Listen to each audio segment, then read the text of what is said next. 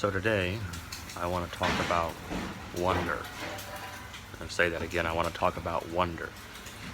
And you're like thinking like, you know, well, this is all like based on some thinking by um, just some people like Hans-Georg and Jerome Miller, who's the author of a book called In the Throe of Wonder. And you're like thinking, okay, so, well, what is wonder? I mean, what is it? It's the question of like why, or it's a question of like, it's sort of an awe. Um, it's like, some people think of wonder when they look at a sunset. Wonder can be like, picking up like an object, maybe a fossil or a rock on the beach and just staring at it because you're not sure what kind of rock it is or what it's a fossil of. Wonder makes you have the ability to see something and hold it before you and not know what it is.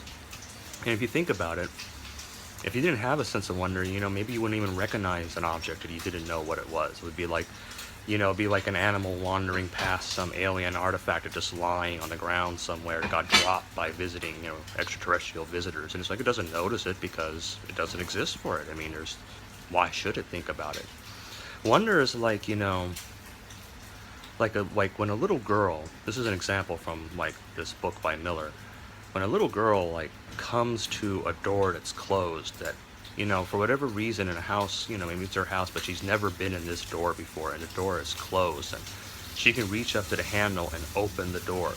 And in that moment of reaching for the handle, there are two opposing forces going on. There's this question of like, what's on the other side of the door, this curiosity, this need to find out what's on the other side. And then there's also this this trepidation, like what if there's danger on the other side, or the unknown, what could be on the other side, what could it do, what would make a little girl who, sensibly is not, is vulnerable. We're all vulnerable, but a little girl we think is particularly vulnerable. Why would she open a door to a room she's never been in before? I mean, we're assuming no one's instructed her not to or to do so. She's just discovered this door and she just wants to open it. Why would she ever open a door and risk her safety? I mean, everything's fine right now. The door is closed. Everything's fine. We're safe. Why put ourselves in danger? Why put ourselves in jeopardy by opening this door into a room that we have no idea what's inside? There could be nothing in the room. There could be a big bad dog in the room. There could be, a nasty person in the room. There could be a whole bunch of toys in the room. But really, if we're doing okay right now, why would we ever open that door? And, Miller's question to this is wonder.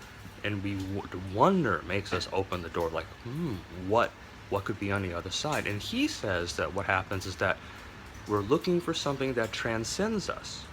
We're looking for something that adds to our life because on some level something might be missing. Or, perhaps it's just, an adaptive trait, but you could also say that we open the door because we're looking for something more. Paul Simon says that, the idea that life could be better is woven indelibly into our hearts and our brains. And, if we can't ever, in order to do that, according to Miller, we open the door because we're searching for God. We're searching for our answer. Maybe it's just a Western culture, I don't know, but maybe everyone opens this door searching for power, searching for fulfillment, searching for transcendence.